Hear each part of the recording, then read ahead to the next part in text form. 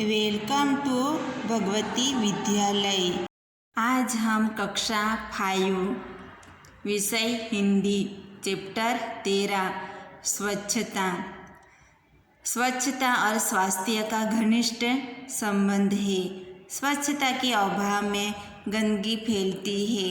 गंदगी रोगों की जड़ है। यदि हम स्वच्छता संबंधी सतर्कता रखें और उचित स्थान पर ही कूड़ा डालें तो स्वच्छ जगत, सुंदर जगत का निर्माण कर सकते हैं, साथ ही स्वस्थ भी रह सकते हैं। एक दिन अजय ने मोहन को अपने जन्मदिन पर बुलाया। मोहन ने उसे उपहार में देने के लिए कहानियों की एक पुस्तक खरीदी। उसे रंगीन कागज में लिपटा और अजय के घर चल पड़ा। जैसे ही मोहन अजय की गली में पहुंचा, उसके ऊपर केले का एक छिलका आ गिरा। तो विद्यार्थी मित्रों, यहाँ देख सकते हैं कि एक दिन अजय ने मोहन को अपने जन्मदिन पर बुलाया। मोहन ने उसे उपहार में देने के लिए कहानियों की एक पुस्तक खरीदी। उसे रंगीन कागज में लिपटा और अजय के घर चल पड़ा। जैसे ही मोहन अजय की गली में पहुंचा, उसके ऊपर केले का एक छिलका आ गिरा।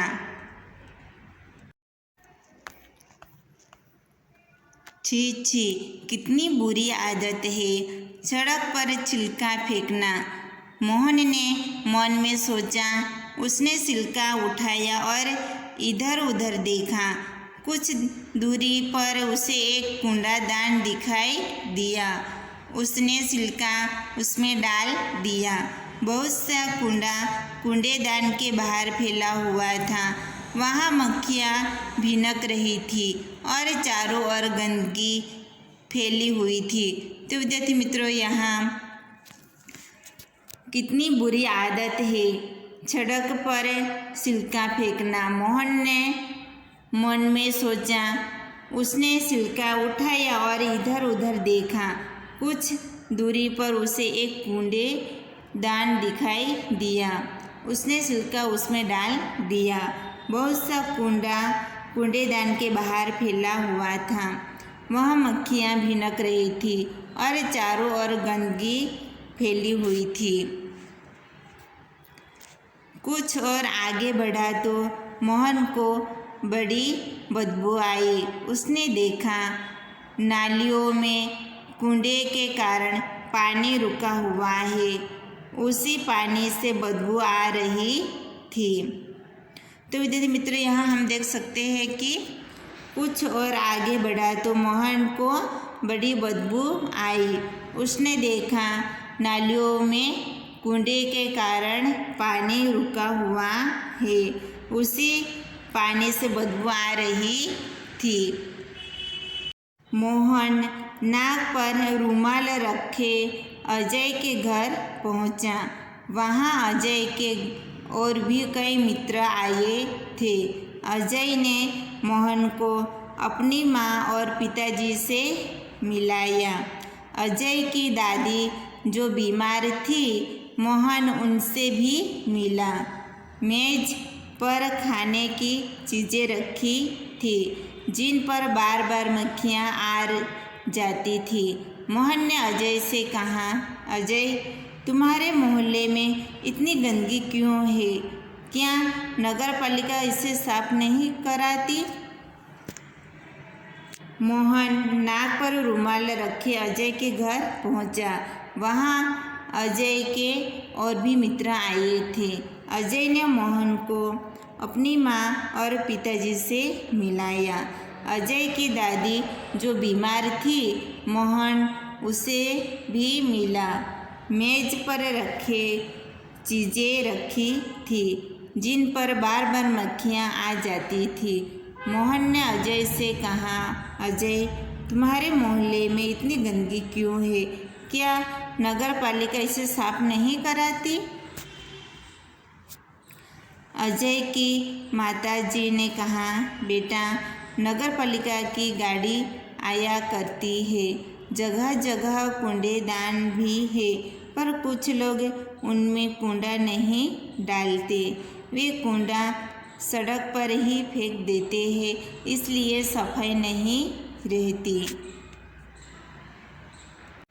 दूसरे दिन पाठशाला में मोहन ने अपने अध्यापक को यह बात बताई।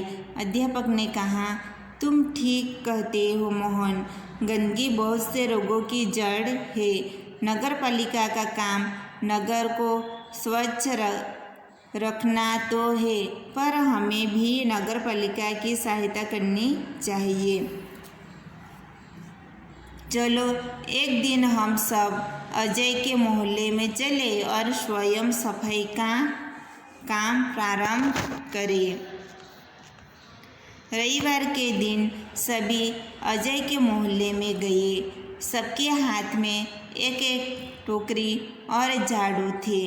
सड़क पर झाड़ू लगाकर उन्होंने कूड़ा इकट्ठा किया, नालियों की सफाई की और पानी का रास्ता बनाया। तो विद्यार्थी मित्रों, रविवार के दिन सभी अजय के मोहल्ले में गए। सबके हाथ में एक एक टोकरी और झाड़ू थी। सड़क पर झाड़ू लगाकर उन्होंने कूड़ा इकट्ठा किया, नालियों की सफाई की और पानी का रास्ता बनाया।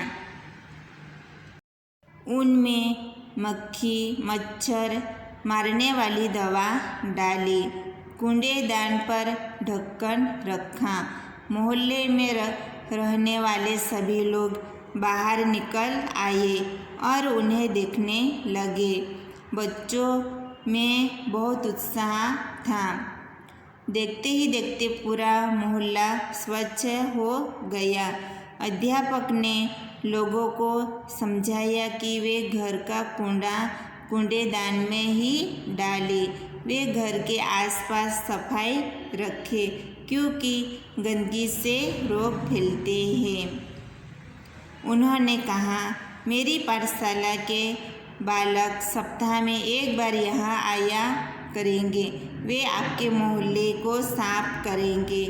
आप भी इस काम में उनकी सहायता करें। एक व्यक्ति ने आगे बढ़कर कहा, नहीं नहीं, इन बच्चों को आने की कोई आवश्यकता नहीं। हम लोग स्वयं ही अपने मोहल्ले को स्वच्छ रखेंगे। सब आप इसे हमेशा साफ सुथरा पाएंगे। तो विद्यार्थी मित्रों, यहाँ एक व्यक्ति ने आगे बढ़कर कहा, नहीं नहीं, इन बच्चों को आने की कोई आवश्यकता नहीं। हम लोग स्वयं अपने मोहल्ले को स्वच्छ रखेंगे।